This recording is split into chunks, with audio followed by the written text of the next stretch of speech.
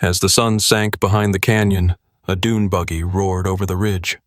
A drunk man raised his rifle, aiming at an old man collapsed in the sand, and the pack of wolves standing between them. The shot rang out, and the alpha wolf lunged straight at the gun. What happened next defied everything we thought we knew about the wild. But first, let's go back to the beginning. The sand seared his cheek like an open flame, but Nathan couldn't lift his head. Every breath felt like inhaling glass. His tongue, swollen and dry, pressed against the roof of his mouth as if trying to claw free.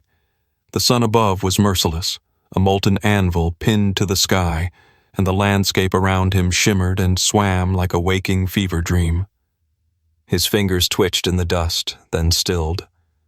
No strength left, no water, no shade, just death, vast and slow. And then, that sound again. Pause, precise, measured, whispering across the dunes like ghosts. He couldn't see them, but he felt them. The weight of being watched, judged, maybe mourned. A low breeze carried the scent of dust and musk. His pulse, faint as it was, kicked once, then again. Something primal in him screamed to run, to rise, to become prey that might at least fight for its end. But the body had long since betrayed him. His only movement was the shallow rise and fall of his ribs against the blistering sand. Out of the ripple of heat, the first figure appeared. The gray alpha padded forward with a slow, deliberate gait. One paw in front of the other, ears flicking at the buzzing of insects. Tail held low, not in fear, but calm, coiled presence. It stopped inches from Nathan's face. The creature was massive, lean, ribcage visible beneath its fur, yet regal, carved from the bones of the desert itself. One eye was gold, the other clouded pale blue, like smoke caught in ice. That eye, blind or not, never wavered from Nathan's own. Nathan's heart thumped, slow and thunderous, as the wolf lowered its head. The animal's breath hit his cheek. Warm, earthy, alive. It didn't growl, didn't retreat, just watched. Somewhere in the ruined corridors of his memory, a name stirred. He and Emily had seen a pup like this. No, this exact color, this same limp in the left foreleg, 12 years ago near the salt wells. She'd insisted they leave it food. He'd returned with antiseptic when she wasn't looking. They had never spoken of it again. Now here it was, a lifetime later, and it remembered. Nathan's eyes, dry as bone, welled with tears that would not fall. He closed them, barely whispering her name, then everything went black. Nathan drifted on the thin edge between dying and dreaming, suspended in a reality too surreal to trust. His body lay broken, his mind half sunk beneath waves of pain and heat, but his instincts, those ancient animal senses honed through decades in the wild, recognized the gravity of what was happening. These wolves were not acting out of randomness. There was intention, purpose, something deeper than instinct alone. The alpha stood motionless, like a sentry carved from the desert itself. Dust clung to its fur, grizzled and sun-scoured, yet its presence radiated a strange ancestral calm. It didn't move with the twitchy energy of hunger or fear.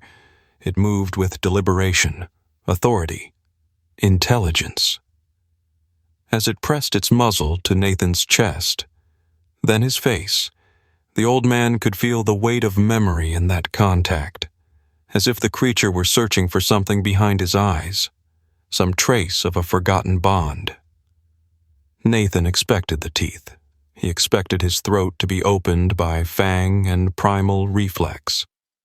But instead, the alpha made a sound, low, guttural, not hostile, but communicative. Not a growl of warning, but a summons. Two smaller wolves, lean and wiry, peeled away silently and vanished into the mirage of heat rippling across the horizon.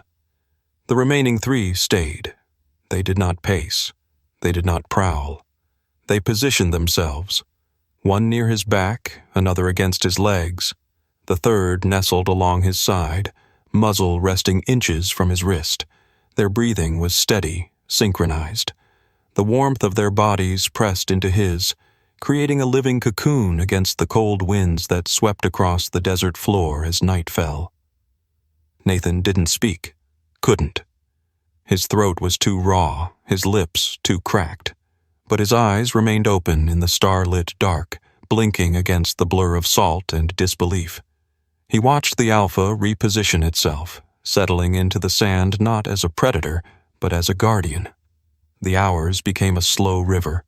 In brief flashes of clarity he saw ghostly figures returning at dawn, the 2 scouts, dragging objects behind them. One carried the tattered remains of an old ranger's satchel, the strap frayed and dark with sun damage.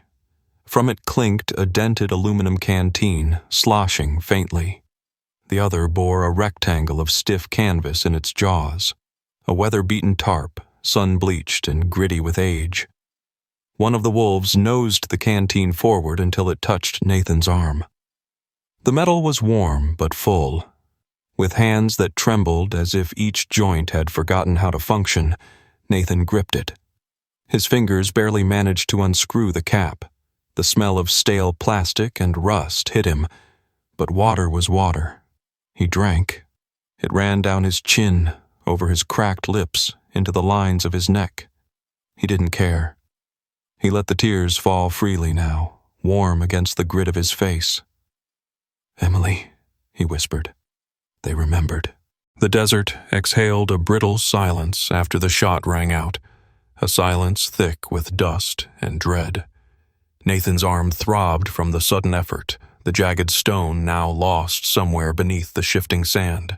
His vision pulsed at the edges, veins pounding like war drums against the walls of his skull.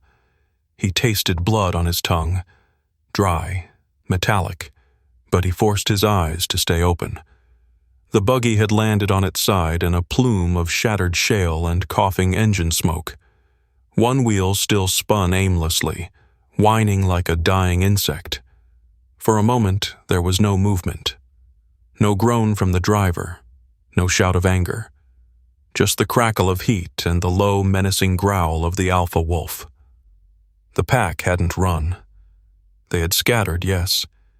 Instincts honed by generations of survival. But none had fled the scene. Now, from between the dunes and rocks, they re-emerged, silent, patient, deliberate.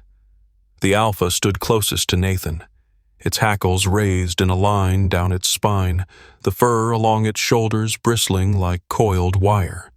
It didn't lunge again. It watched, a crunch, then another.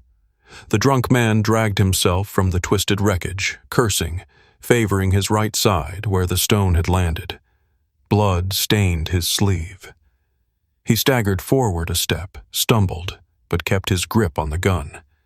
He raised it with both hands now, swaying, his expression contorted with rage and confusion. Nathan pushed himself up on one elbow. His ribs screamed in protest. "Don't," he rasped.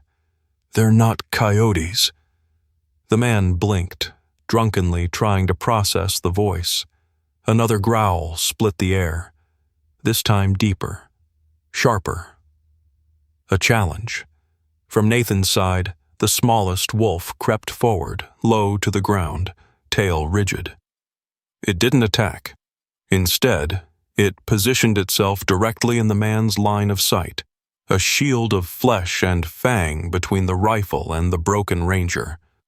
The man hesitated, and that pause, that flicker of doubt, was enough. The alpha lunged again, not to strike, but to startle. Sand exploded beneath its paws as it bounded sideways, lips curled, fangs flashing in the sun's dying light. The man screamed, stumbled back, tripped over a rock, and fell hard. The rifle clattered across the ground and landed several feet away. Nathan let out a ragged breath, but his vision was already fading. Adrenaline drained like water through a cracked vessel. He saw the wolves move, not to kill, but to encircle, guard, shield. And then came the dark, soft, and final as his head slumped to the earth once more. The hospital room was quiet, save for the soft hum of machines and the faint ticking of a wall clock that marked time with cruel indifference. Nathan's eyelids fluttered against the fluorescent light overhead, his body wrapped in gauze and exhaustion. The scent of antiseptic clung to everything. His lips were parched, his skin drawn taut over bones, but he was alive. And in the pit of his gut, he knew it wasn't because of luck or rescue protocols. It was because of them.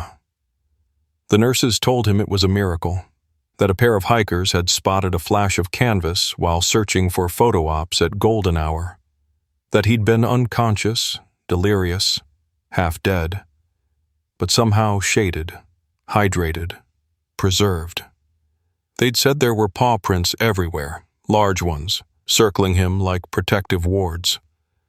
One of the hikers, a woman in her 30s with sunburnt cheeks and two wide eyes, had whispered to the EMTs, "There was a wolf on the ridge, watching us the whole time.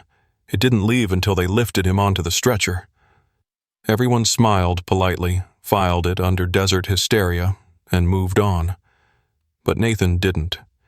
He remembered the heat of their bodies against his, the glint in that gray alpha's mismatched eyes, the unmistakable feeling of being chosen, protected not by man or machine, but by wild, wordless loyalty.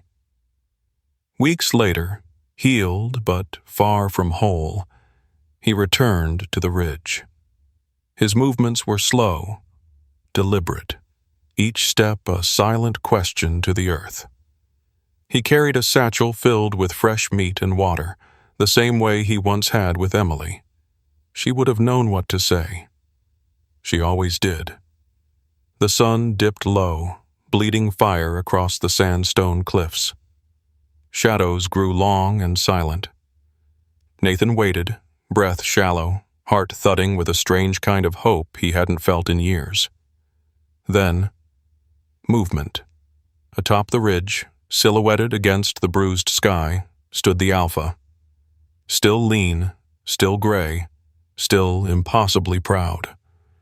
Its gaze met Nathan's across the canyon. No fear, no aggression, only recognition. The wolf didn't approach. It didn't have to. Its very presence was a language beyond comprehension, an answer to a question Nathan hadn't dared to ask. Then came the sound, low, resonant, mournful, a howl not of sorrow, but of farewell. It echoed across the stones like a benediction. Nathan raised his old Polaroid, hands trembling. Click. Later, that photo would rest beside his wife's urn, not as proof, but as testimony.